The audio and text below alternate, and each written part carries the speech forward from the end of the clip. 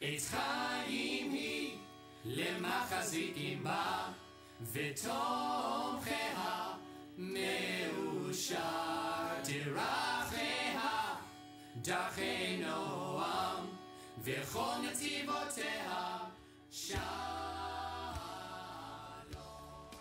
Shalom. Our Torah portion for this week is Pekudei. It's the very last portion of the book of Exodus. It begins with chapter 35, and it begins with an accounting of all of the materials that went into the building of the tabernacle.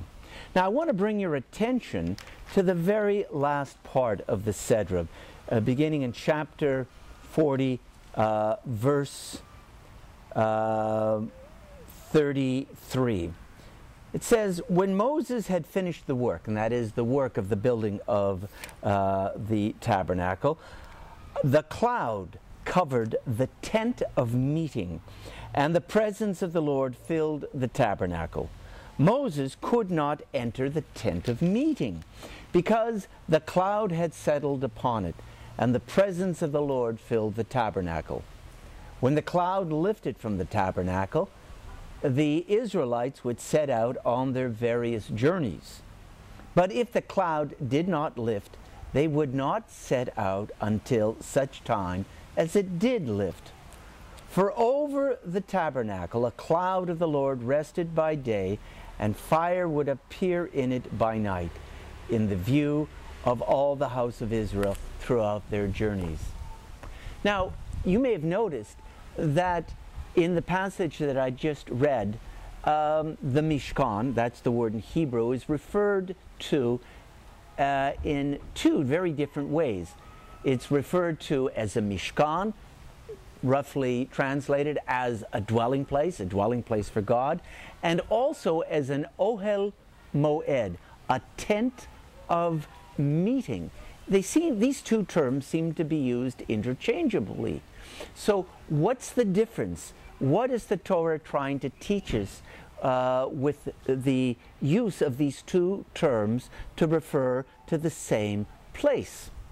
It seems to me that there are two quite different experiences of God that are more or less described or referred to by these two terms. Let's start with Mishkan, the dwelling place of God. This is a constant, everyday experience of God. It is that experience of God that you might take for granted because it's there all of the time.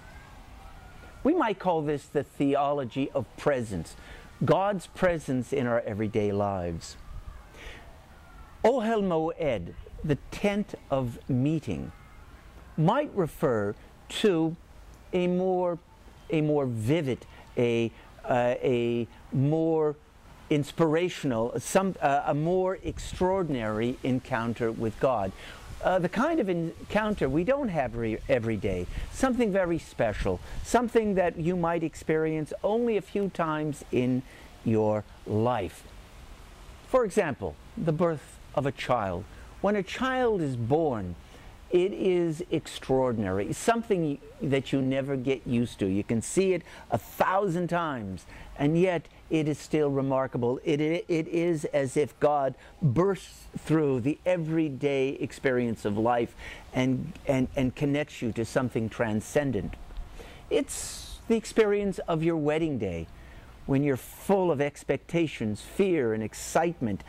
It is that experience of being delivered from an illness or a near fatal accident, or being delivered from some potentially violent encounter. The Mishkan experience, that experience of the presence of God, is more like parenthood. It's not so much the birth of the child, which is extraordinary. It represents parenthood, which is a long experience with over many years, an experience with its ups and its downs and its rewards and its challenges. It is the experience not of the wedding day, but of marriage, which too is also something that has its ups and downs and is experienced over many years. It's not being delivered from a near fatal accident or illness. It is those many years of relative health and safety that most of us experience over the course of our lifetimes.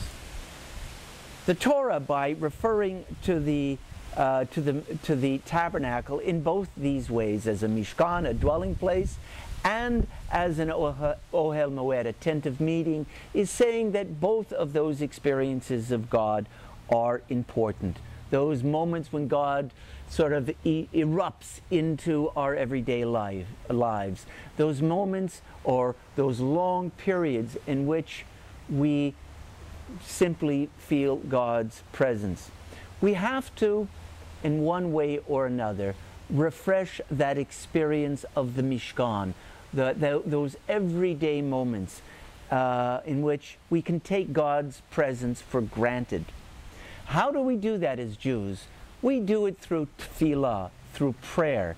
Hopefully our prayers, our ritual observance, our acts of loving kindness and tzedakah and charity, the study of Torah, all of those ways that we observe our Jewish rituals help us to remember on a day-to-day basis that God is with us at all moments, if we but open our eyes.